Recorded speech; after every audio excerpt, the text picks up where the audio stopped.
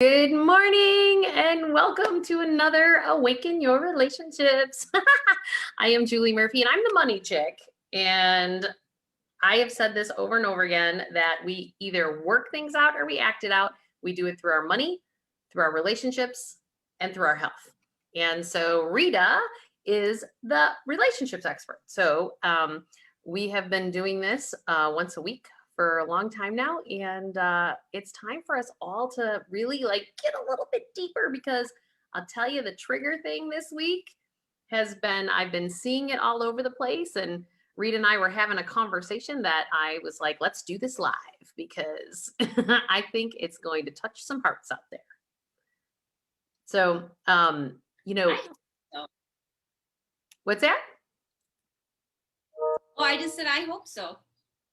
Yeah, right. So every single human being we know gets triggered, right?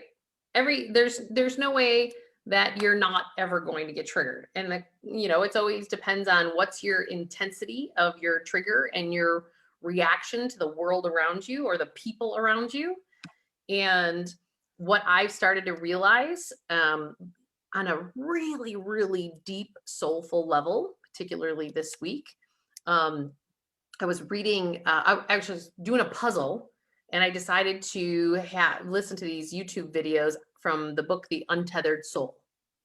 And he talks about the fact that when we're triggered, that it's really important to not try to call the person. And every chick I know, it's like when the boy's not calling when you're a teenager, and when, they're not responding the way you want to control it, you want to go after it, you want to go fix it. And he's like, don't pick up the phone, don't talk to anybody, just go sit, breathe, and feel your feelings. And of course, right after I hear this, what do I get within a half an hour was a trigger, right? It comes in and unexpectedly.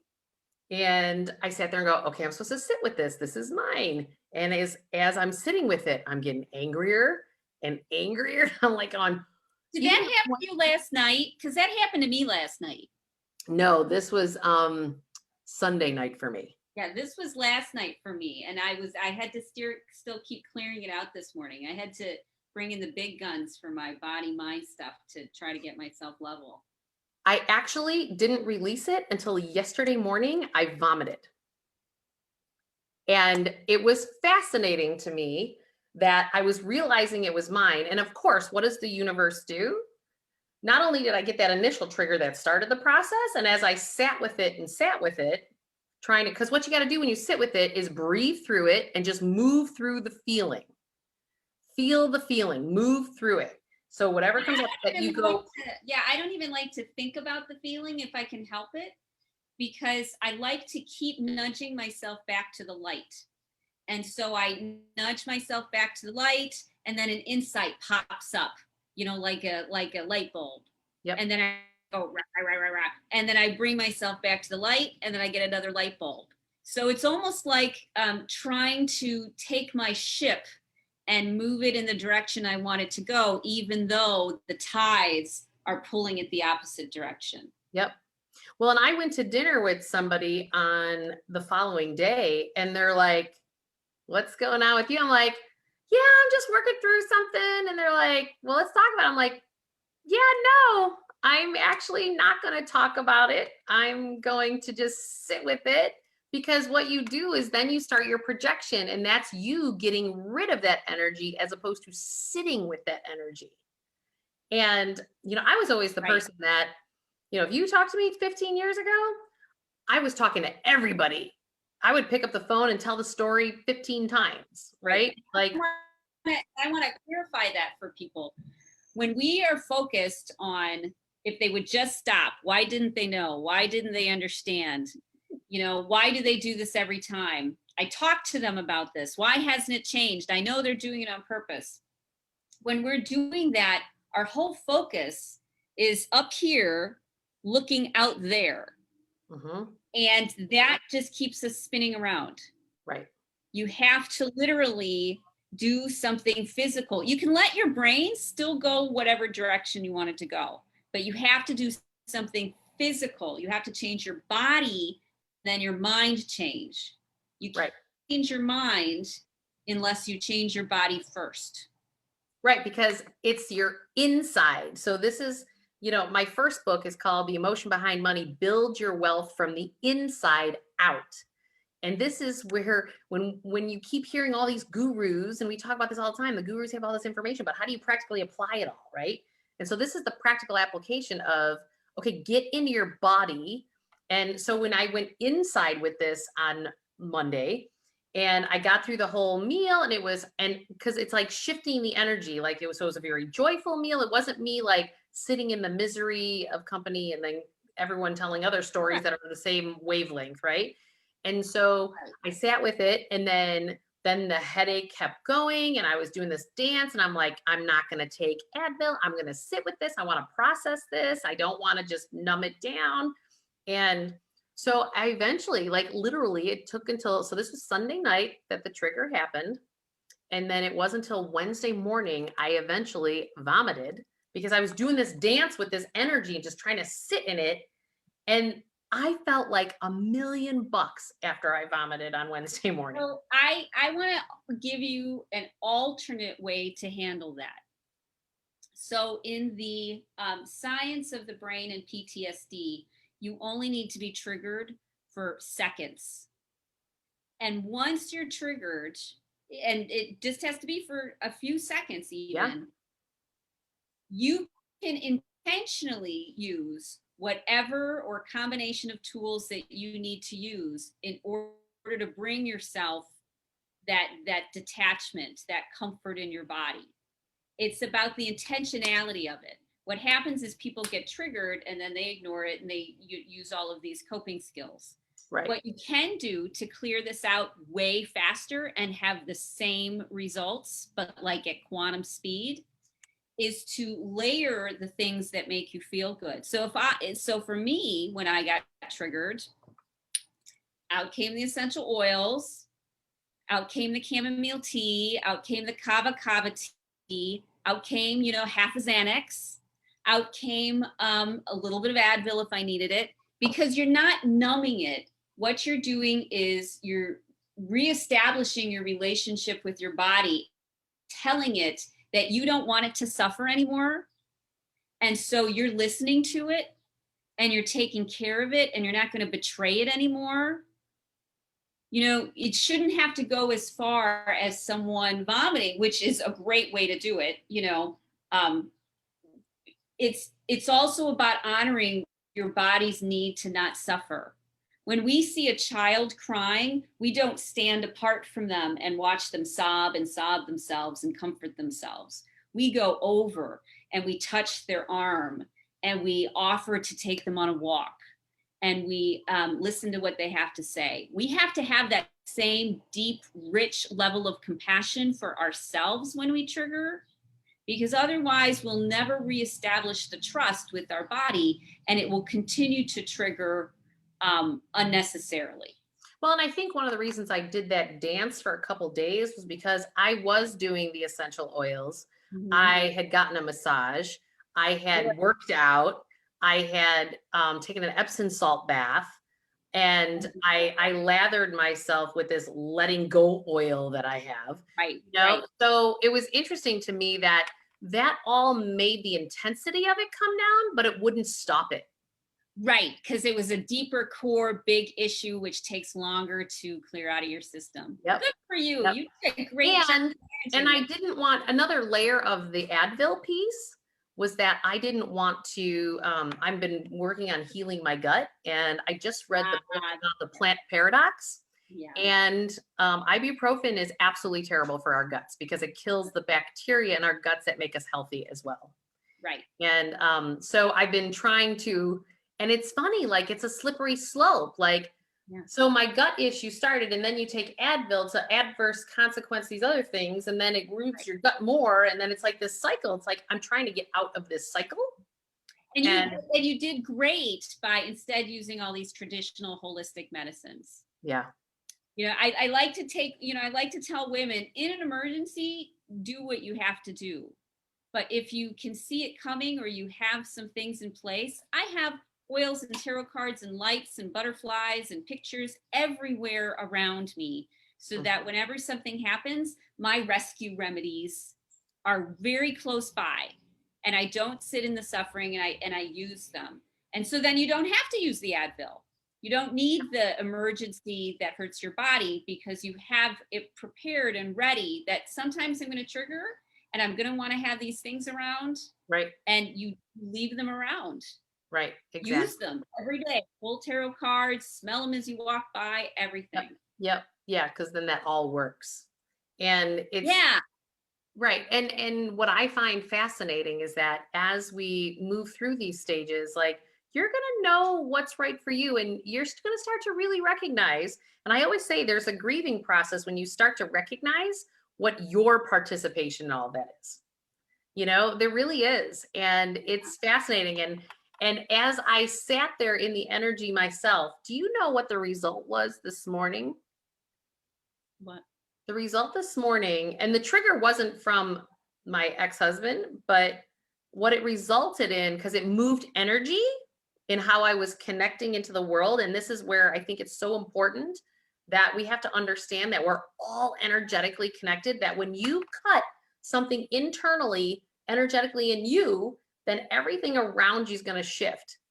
And this morning, I got a phone call from my ex-husband thanking me for financially supporting him to get his college degree when we were married, because it really has been the launch pad of where he is today. And he just wanted to say thank you. Like, and if anyone's listened to any of these relationship things, I've been on quite the road. I've been on quite the journey. To get that phone call was a miracle. And I clearly recognize that because I shifted something in me. It opened up the energetic channels. And this whole week had nothing to do with him. Nothing. It had to do with other things going on in my life. And you say, it shows up in your money, your relationships, and your health. And so everything's connected. I've been studying the web of life, and the web of energy for most of my life. And, there are all these things we can't see, but we believe in, right. Like air. We believe in air. Right. And it's time to start believing that we physically send off wavelengths and other people send them off to us, and we're antennas. The science has been showing it for 20, 30, 40, 50 years, that we are energetically like cell phones going through the air up to the satellite. We are like cell phones. Exactly. Right. And if we really recognize that, then we can influence the tone, the vibration of everybody we're connected to. It's fascinating to me because I'm literally living as a petri dish of it all happening. And once you start to open and start to shift and you're going, well, that's a little weird. Okay, I like this a little bit more. Okay, that's a little bit weird, but okay, I'm opening up a little bit more. And we realize that we really are all an energy grid. And like when you trigger, you create a ripple effect of the trigger. I was in a meditation the other day, a guided meditation, and the person who I was listening to said, when you're angry and you lash out in anger to somebody else, you really are just creating more subtle pain points for you, because that ripple goes out and the ripple comes back. And I've known this, but for some reason it landed differently with me this time. And I think it's important to understand that, we don't realize how much that affects everything in our world. And because we are the creators of our lives. And the challenge is that we're coming from this hijacked nervous system and reactivity. Nobody wants to create their life based on their reactivity, but that's what most of us are doing. When it's so seductive, when we're in a period of reaction, all we can think about is, how do I get out of this? Whose fault is it? How can I get this energy off of me?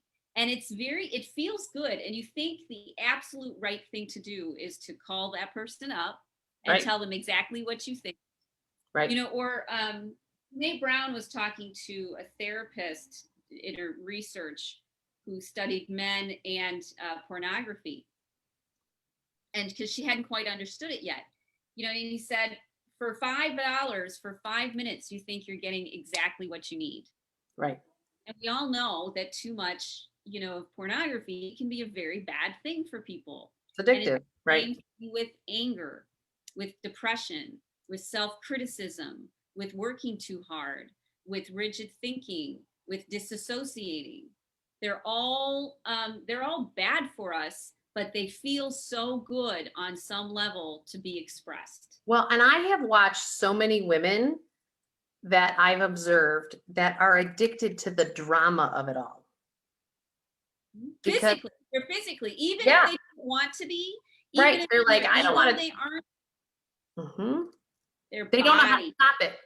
Women, a lot of times, don't know how to stop it because it's hardwired into our cells. And this is where when you then choose to not participate in that conversation, like a dear friend just wanted to help me through my thing and on Monday. And I was like, you know what? No, I'm gonna, because that's part of how you participate in drama, by putting it out there, and it like keeps it energized, it keeps it going, and it keeps it escalating, and it doesn't change your life. I was before we got on, you know, I was watching this guy walk down the street, and it made me think about typically how men and women handle this stuff. You know, and I'm watching him walk down the street with a young kid, and he's got, like, you know, the drinks in their hand and 3 little bags, probably with different muffins or cookies or something in them from the coffee shop. And I sat there thinking to myself, for whatever reason, you know, that guy went to get the cookies or muffins or drink for himself, and then he was nice enough to bring the kid along. Because that's how men think. They think, Right. what do I need? And this isn't bad. This is what we need to learn. Right. They think, what do I need? How do I need to get my needs met? Oh, and if I think about it, I'll share the largesse. And women, on the other hand, tend to be like, I have to take care of everybody. I have to be perfect, or all the balls are going to drop on the ground and everything's going to fall apart. And men, for the most part, don't care. They're not wired to care. They're compartmentalized. They're like, I'm getting the cookie, I'm getting the drink because I'm hungry. Oh, there's somebody else. And then we think they're jerks for that. Yeah, and we think they're jerks for that, instead of recognizing this is their nature. And because it's part of the nature of how their brain works, we need to learn from them. How do you not care about things? How do you not notice everybody around you? That's the lesson many of us need to learn, because we're sacrificing our soul. We're sacrificing our health, our money, our relationships. We're sacrificing it all, digging in, saying we're right, this is the only way, when in reality, we need to learn how to be a little bit more selfish, right? A little bit less codependent and enabling, and a little bit more, hey, what do I want right now? Well, and I tell this with women with money all the time. Men walk into their employers and say, this is the compensation I want, and they hold the line because they know they're worth it. Women walk in and then they get what their employer says to them, and then they go, oh, well, thank you for at least that. And then they just accept whatever's thrown at them, as opposed to like, you didn't put yourself in that equation at all. Like at all. So I get this equal pay thing for women, but women have to understand that they're part of the problem. They're a big part of the problem. Right. We need to hold people accountable for treating us with respect and dignity, because many people won't do it naturally. They're too stuck in their own head. Right. And so one of the things that I have found is that if you honor and love yourself enough, then you take you into consideration and them. Because where it develops for women on the health side is that when you really go over the edge and nurture everyone else and take care of everyone else, you wind up with breast cancer. Like that is where breast cancer comes from. It's about nurturing everybody else except for yourself. Right. And I learned that back, 15 years ago when my mom had breast cancer. I was like, Mom, I figured this out with clients, like start doing things for you. And, it's funny. I'm like, you had 12 babies and they're all raised and you have no purpose in life and you've done it for everybody else all these years. And now what about Mary Murphy? And you know what she did? She went back and she went back to be a teacher, and she taught 3 and 4-year-olds for like the 12 years or something like that. I'm like going, oh my gosh, she just got rid of her 12 kids and now she's teaching 20 of them every day, and but it fed her soul and it totally energized her because that was what she desired, right? For her, like she just loved. And you know what? She's had no problems. The doctor was like, she recovered really well and like she got off all the meds and she's fine. And have to be because she started to take care of herself. Yeah, we have to start to choose what's best for us. Right. We look around and say, oh, they're doing this thing and that's making them happy. Maybe I should try that. And yeah, maybe you should. But you have to then also say, this works for me. This doesn't work for me. This is the direction I want to go. I don't want to go this direction. In spiritual philosophy, so for so many years, the wisdom was mainly based for what men needed to hear. And women heard it and tried to apply it to themselves. Men needed to hear, give more, be more compassionate, think about people, more often than yourself. Right. And that was like a noose around the neck for many women because it just encouraged their already low self-esteem and and then we want to control it all and pull it all towards us because we're trying. It's scary because we need to learn how to let other adults be adults and handle their own issues. And we have to, it's so important. I really want people to hear this. You have to let it fall apart because in that falling apart, you're actually allowing it to fall together because you only should be holding your container, not 50 million other people's containers, whether it's your kids, your coworkers, your family, your spouses. It doesn't matter because if you fix it on one, if you're doing it one, you're doing it another. Like I watched one person who got divorced and then she wound up changing her whole team at work because the people she managed at work were just like the ex-husband. And, it doesn't change. Like it doesn't again, if you show up in the world differently, then the world around you shifts. And that's where it's okay for you to allow it all to fall apart. And it's okay because it does fall together. I'm on the other side of it falling together. Yeah. And so I'm speaking from experience and I've coached many clients on that front. Well, good advice for women is kind of what a good coach does. And a good coach gives the minimum amount of support so the other person can develop the skill and the self-esteem and the muscle. And so we go in thinking we need to do everything for someone because they're going to fail and they can't figure it out, or we want to be helpful.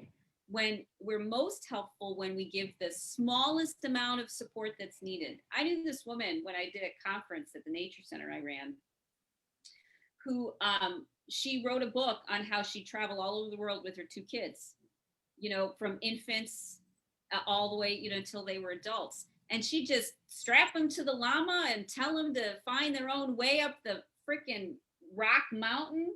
And they do. And they do. We are so overprotective of everyone in our life, and we don't let them learn their lessons in their way and trust in them and believe in them that they'll figure it out, that they're not as stupid or jerky or whatever. And that's what we tend to do with a lot of men.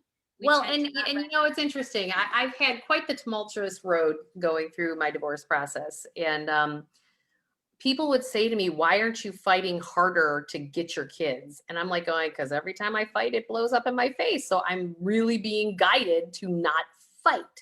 And so then I was trying to find the solution as to, because when fight comes at you, you want to fight back, right? And I knew that it takes 2 people to fight. So when I would unplug from the fight, I just kept reminding myself exactly what it was that you just said. And it was in terms of allow your children to actually go experience, because on a soul level, your children choose the mom and the dad, and you chose them as your children. Like, I believe that.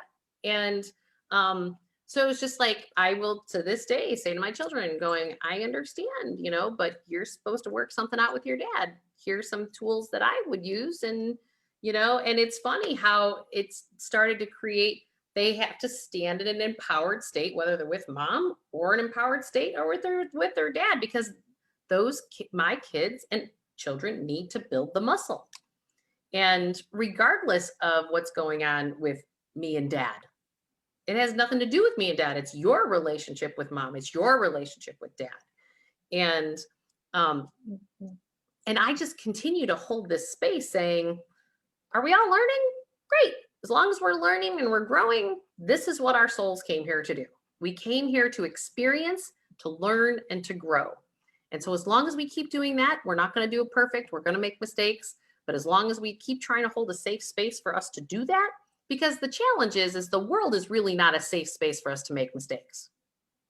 And that's the biggest challenge I think we're witnessing. And we can just see that, how like more regulations coming down the channels and more rules and you got to do this and you got to do that. And it's like, why? Because we're trying to manage mass fear. And you know what? Maybe you're just supposed to experience it and like let people make their choices and have consequences for those choices, because that's how you learn and that's how you grow. You know, I always say it's okay to get a nosebleed. You know, I used to say that with the young advisors that I train in my office. I'm like, no, sometimes they just got to go get a nosebleed and then they'll learn, because there's only so much you can say to somebody, right? Right, because they don't really believe you, because they don't know what you're talking about until they have the experience. Yeah. You know, many transformational development ideas, you know, we've got these different areas of ourselves. And some areas were born naturally that are strong, and other areas that aren't so strong. And they're different for everyone. You know, think of it like the five chakras. And so we're always going to have areas that we don't know what we're doing and are going to scare the crap out of us. Right. And we'll also have areas that we're really good at. Right. And we have to look at other people and say, oh, they have the same thing, only in a different order. Right. When you're working with kids, you just have to be aware of where they are developmentally so that you can provide the right amount of support, because they aren't always they don't have an adult brain. They can't handle everything and that's how that's why child sex abuse is so specifically difficult, because children can't absorb or understand or process through the vibe that's coming off of the abuser and all of the adult feelings they're having of shame or guilt or excitement. You know, the adult can handle that, but a child can't. You know, they don't have, their body isn't developed enough. And so as a child, they feel all of this coming off of someone, and they don't have the ability to process through, because it's an adult feeling that Right. the child's trying to handle. Right. And so we always have to sort of be aware of, okay, where are they at developmentally? What can they really handle? So that you can help your child grow into the healthiest version of themselves that they can be. Right.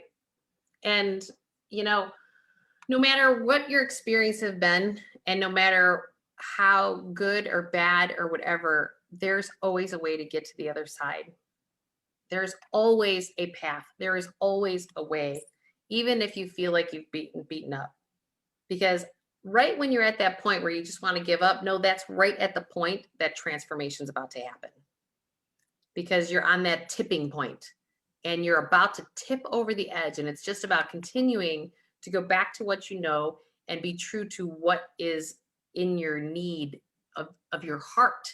And I think so many of us have done things from our mind, because that's our whole education system. It's like, reason it out, the age of reasoning. Like, let's reason it out instead of following our hearts and then at our smarts, as one of my mentors has said all these years.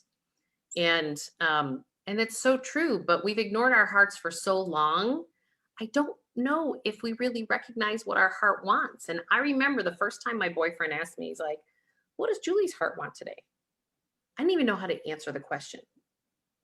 And I was like, that's interesting. I'm like, well, because what do we go towards? We go towards, well, this is what I don't want. And it's like, no, what do we want? Right? It's like, so yeah, and that has to be the thing. What's that? You know, go ahead. Well, no, that's counterintuitive thing we need to do. We have to get out of what don't I want? How can I protect myself? Oh my God, that's the fear. And we have to get into hope and optimism and what do I want and what does nourish me. Most Yep. women don't know. We're Right. stuck in a place of reactivity and contraction, and all our brain can think about is how am I going to protect myself? And we don't see opportunities and we don't see the world, and Right. got all these emotions in the way. And we Yep. have to physically let go of the past so that the emotions are out of the way and we can have hope and optimism. Can we talk about that? So I've always talked about, from a financial perspective, that you have to clean up your past while living in the present moment and plan for the future all at the same time. And financially speaking, the past is all of your debts, right? And I don't care if it's mortgage debt, student loan debt, credit card debt, debt to family, whatever. Debt is debt. It means that to live in the present moment, you then have to pay for all your past choices, right? So what I have found is like when you're saying like we have to just let go of our past, we don't naturally do that. So let's now bridge that to relationships, right? So if I focus on anything that happened in my past relationships, I can't create a new tomorrow.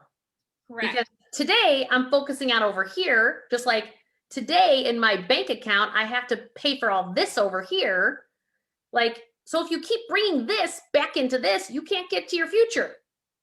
Right. It's Right? chains and shackles that weigh you Oh, down and make you feel like you head can't weight. move, and it's weight and it's heaviness and Heavy. depression and anxiety and bad relationships and toxic people. And I mean, it's like you can't move. It's like you're moving through concrete trying to, and that's what your body's doing when it's shut down. And of course then it gets sick. Of course then it has problems because it's all like Short circuiting. Right. Right. trying to move forward. We have to let those layers go so we can refresh, unzip that suit that's Yep. too tight, Yep. and walk into something that's lighter and physically lighter. Have you ever noticed, are you sensitive to when air pressure changes? Sometimes, but sometimes not. So when a front comes in and the air pressure drops, we physically have less pressure on our body, less air pressure keeping our body constrained. And our body actually expands because there's less weight on it. And that's one of the reasons that people feel a storm coming, because their knee hurt, because when you expand, Yeah, you get inflammation, right? you get the inflammation from it.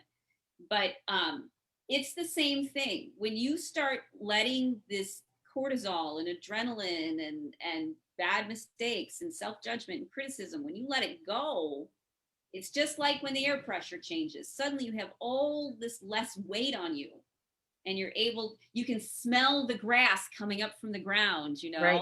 That's because there's less in the way. You can enjoy life more. You can hear things better because the air isn't so heavy and thick. Right. Everything changes when you let go of the weight that you're holding on to voluntarily. You need to choose to let it go and live in love if you can. Mm. Yeah, because that past, like I just think of, it was funny. One of my daughters said to me the other day, she goes, "Mom, you can't just change like that. You can't just be like upset about this," because she was carrying it forward. And I was like, "Yes, I can." I go, 17 seconds. You can shift your emotions. 17 seconds. Yeah, let's Haven. Right? I go, absolutely I can. And in her mind, she was like, because she, I taught her a pattern to hold on to it, right? Like I taught her that, and the good news is she's young. She's learning another layer. Yeah. So They're it was amazing. so funny that when Yeah. I was just like, nope, like new day, yesterday doesn't matter. Like today, this is what I want to create. So this is how we're going to talk and this is how we're going to be. And she's just like, "You're nuts." And I was like, "Maybe." I go, "But that didn't make me feel good yesterday. So I'm not bringing it into today." Right. And I would ask you to join me. What do you think?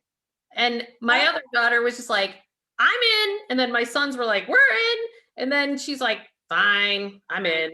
fine, I let it go. Well, that's it. It's The so thing true. the thing you say about 17 seconds, I really want to highlight, because We think that we have to suffer for our sins, suffer. If we're suffering, then we must deserve to be suffering, and we have to stay in the suffering until the suffering magically Nope, changes. nope, nope, nope, nope. Whereas that's really ridiculous. You have to say, oh my gosh, look, I'm suffering. And then you slather yourself in oil and you go to King Spa and you hang out with the trees. You notice your suffering and you do something to ease the suffering. You have care for yourself and you can do it in seconds. It doesn't have to, you don't have to wait till the person apologizes, Right, or somebody dies and right, you can forgive them. You don't have to wait for that. You can do it right now and start your life. right. And you just have to choose that and believe that, Mhm, because you're the only block from that.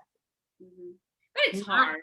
oh, We've got the whole super hard. world telling us to be something, have bigger boobs or have less face, or get I this don't want that ticket. right teeth or, whatever. The world is constantly marketing is economy like this is based on a scarcity mindset that, triggers people to always be in this place of fear. And Right, trying to go against that is like trying to go against a tidal wave. right, That's why we get community. That's why we right. find other women who are connected. Yep, We were talking before we hopped on. We're literally connected, you and I, to other women who are on that higher level. right. And so you have to tap into that field. You have to tap into that connection and talk to them and think about them and share ideas, because that's what gives you the resiliency to step away from the crazy of people Right. being in fight or flight everywhere and it being inflamed in social media and the news and, politicians and each other, you know, So we're true. fracturing. This country on many levels is fracturing because there's so much anger and hurt and anxiety between people who used to be neighbors and friends. Well, and I don't believe that the collective events are going to stop Right. They're not. until we move through this fear and reactivity to get to this place of wholeness that you and I continue to talk about every week, right? And I just, whether it happens or doesn't happen, but I'm getting a sense that we're about ready for ripe for another one to come. And I don't exactly know what package it's going to come in, but I wouldn't be shocked if over the next, few months, but that's life, right? Like things expand and contract, and so again, you can't do anything. You can just see the unrest, like, you know, people with the election and then now people's opinions post election, right? Like, and I certainly don't want to get into politics, but look at the emotion behind that. So I would ask anyone, if any area in your life you're really super frustrated with something going on collectively at large, whether it's vaccines or politics or world events or whatever, that just shows me that you have something unresolved within yourself. Like where, and what I've come to learn is that reactivity, the reason you're getting uh, pushed, if you will, emotionally, is because you as a soul are not expressing in the world in your full potential, in who you came here to be. And you're frustrated and you not you, but all humans do this, that and there's the majority of us that do this, that we think it's something outside of ourselves. And what's happening, and I keep witnessing this and keep helping people through this, that this is actually unrest within you because you're not authentically showing up in the world and being who you are in every aspect. You're negotiating yourself away somewhere, and that's why all these external things are pissing you off, Mm-hmm. and on some level. Right. And the second step in the process that I walk every client through, whether it's on my webinars or my 21-day challenges or one-on-one clients, is we have to wake up your authenticity. We have to wake you back up. It's the second step that I do. And it's like, we have to get back to who you really are at your core and honor who that is and start to build all the infrastructure around that, so that then now it's no longer about anything else in the world, that it's actually about you coming out and being exactly you in the bright light that you're meant to be in this world. And I'm finding that those people who are having the most challenging situations and the most challenging circumstances and are the most frustrated are probably the brightest lights. And there are things, we have light and dark forces in this world. We've heard about them there's movies, angels and demons and light and dark. And when you're a super bright light, the dark is going to try to throw you off your game. There could be, Jesus and the devil, whatever your belief system is. I think it's all just different language that's about one opposing the other. And if you're getting a lot of resistance, that just means you're not being authentic in the world. And until you go back to your authenticity, you're going to continue to butt up against resistance and continue to suffer. And only you can take those steps to get to that next place. And it's not about, in our relationships or our money or whatever, it's not about other people. It's about how you are choosing every single day. And sometimes that's not an easy thing to see. But you can change it like that.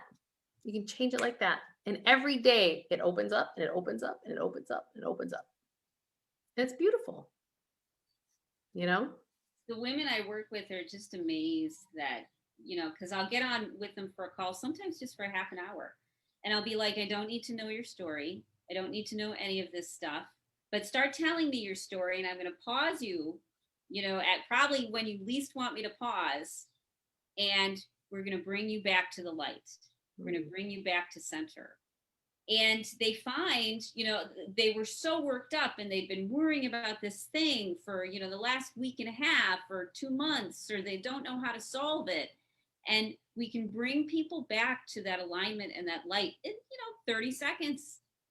They'll be on a Zoom call with me and I'll be like, okay, we're going to pause. We're going to just do what I tell you to do. Do this and then do this and do this and then do this. Okay. How do you feel? And they'll be like, oh my God, I went from a 10, to a 0. I feel so calm and I feel so good. And I'm like, yes. They're like, was I supposed to be thinking about something? You can think about whatever you want. We're talking to the body.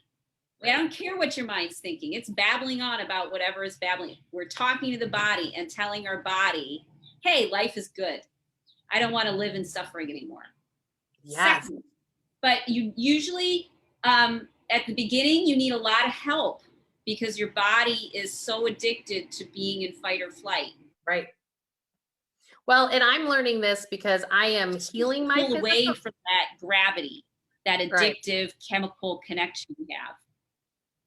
Well, and it leads to all the physical ailments that we have. Then it's like leaky gut and excess fat on your body, your knees hurting, your back hurt, your lower back hurting. It shows up in various ways. And we do have to train our bodies that it's okay and safe to go back into alignment. Yeah, exactly. Exactly. And it feels weird because most women haven't been in alignment for a long time. And so you talk to a lot of therapists and they'll be like, okay, does it feel weird to be this free? And I know it did for me. I was like.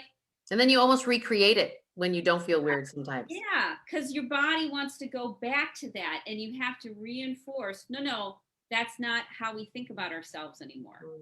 That's not what we're doing to ourselves anymore. Right. Now we're doing this, we're honoring it. We're slathering ourselves with oil. We're doing the acupressure points. We're breathing in, we're breathing in color. We're listening to good music. We're going back to all those cultural arts, that nourish us and make us feel whole and connected again. But it has to be a conscious choice. And sometimes it can look selfish because you need to take a few days like you did to clear it. And so for those 3 days, you weren't really talking to people about your problem. You were doing whatever you could to nurture yourself.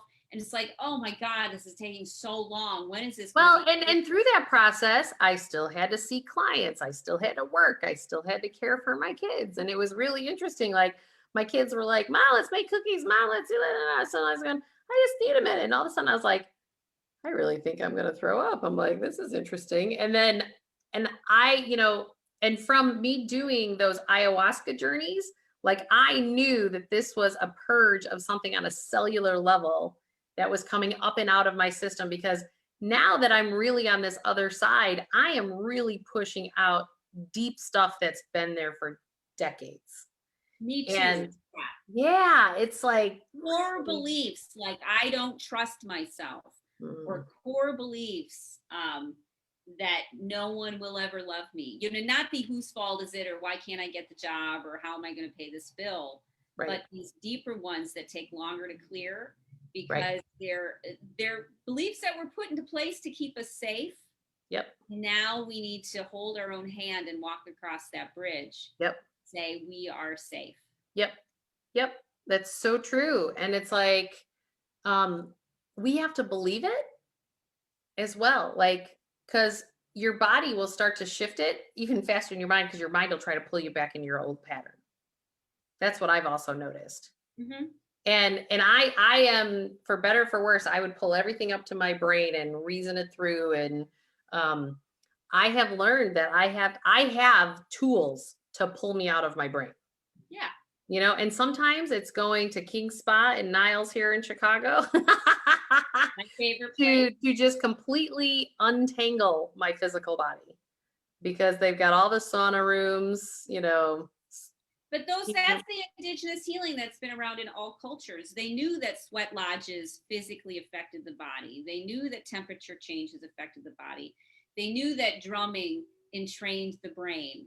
They knew that watching a fire and shaking a rattle would break up the obsessive thinking. Yeah, because it's a sound, it's the vibration stuff. Yes, and with the rattle, because it's random noises, you can't keep a thought pattern, so it breaks it up. And Well, then think about that with a baby, right? A baby shakes its rattle, it calms down, Mhm. Gets right? out of, yeah, it gets itself out of the mind, out of the head. So they've So been doing true. this for thousands and thousands and thousands of years. Yep. And now we're learning how to apply it in this day and age. Right. We can be like, oh yeah, I'll go to the spa, and it's the same thing as doing the sweat lodge.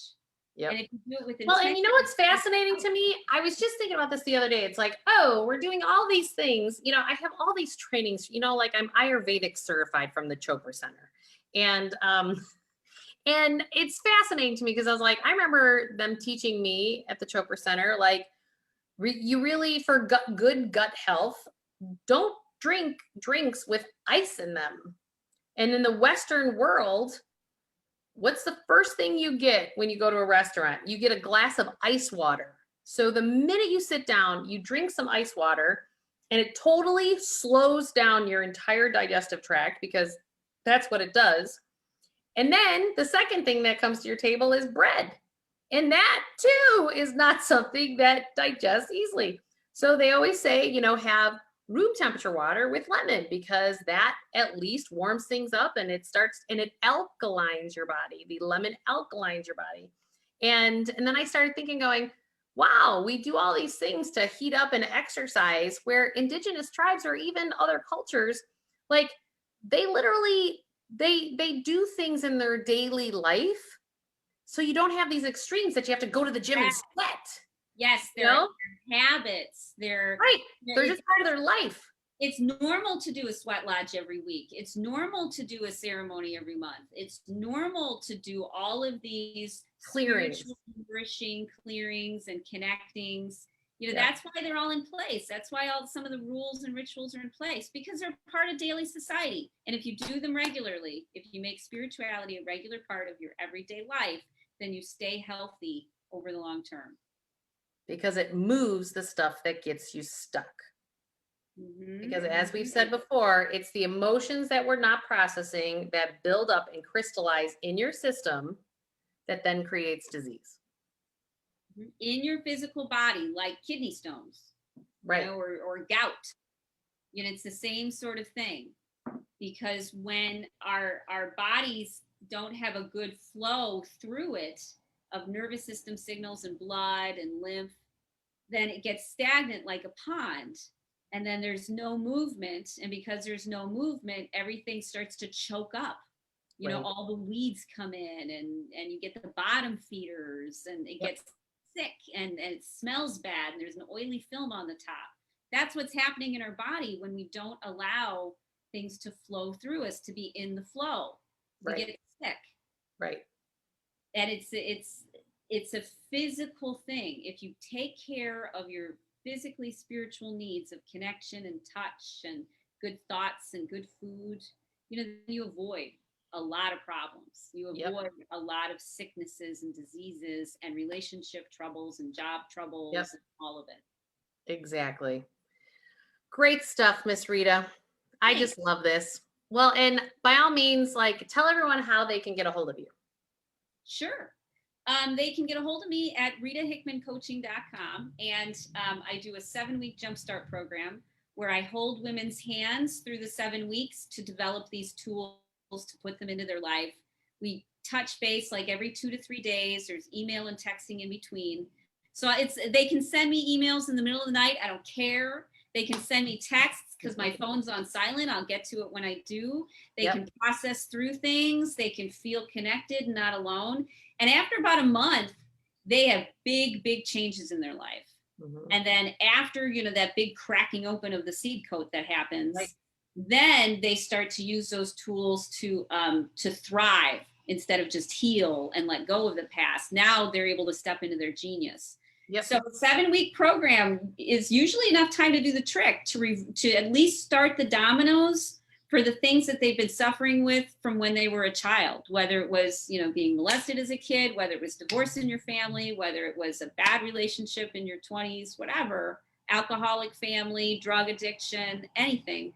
We can reverse that, or at least get the reversal process started very quickly. You don't have to wait for 40 years in Right. order to deal with it. You can really start to deal with a lot of it in minimum 4 weeks, you know, and then 7 weeks is more than enough time. And then women will coach with me afterwards, you know, for specific projects. Like, I want to finish the screenplay, or I want to, you know, do my magnum opus, or I want to write this thing, or I want to climb Mount Everest, or, you know, whatever it is. But I coach them through that, Yeah. you know, project based. But 7 weeks, you can clean up a lot of stuff, and you get the muscle and the tools and the habit, those daily habits, you know, as a part of your life, and you learn to trust it, and you learn how to heal yourself and move forward. So ritahickmancoaching.com is me. And that's a great reminder that we need to heal ourselves. Like, Yeah. it's going inside and doing the work yourself, because nothing outside of you can do what you can do. Right. And you're not a kid anymore. You're an adult, which means that you're responsible for you. And there's so many problems in the world Right. that we have to focus on raising our children right and being responsible for ourselves. There's no good reason, and nobody's really going to come rescue you. They may try to do the best that they can, but you're always going to be suffering until you decide you need to stop suffering and get some help for it. Right. Exactly. And by all means, juliemurphy.com. We've got all kinds of things going on. You know, I'm writing my 3rd book right now, and I'm getting on, I'm going to have a webinar that's going to lead to some live coaching to help people to get to the next place. And by all means, still giving away a free copy of my book. I'll put the link below, because to me, I really want to help the world financially heal and live exactly the lives that you want to. So how do you get to that next place of enhancement to get you to a life that you love? Right. The rising tide lifts all boats. And so Beautiful. when you lift yourself, you lift everybody else up too. Yay. Well, until next week, my friend, we'll talk soon. Nice Bye, everybody. Bye.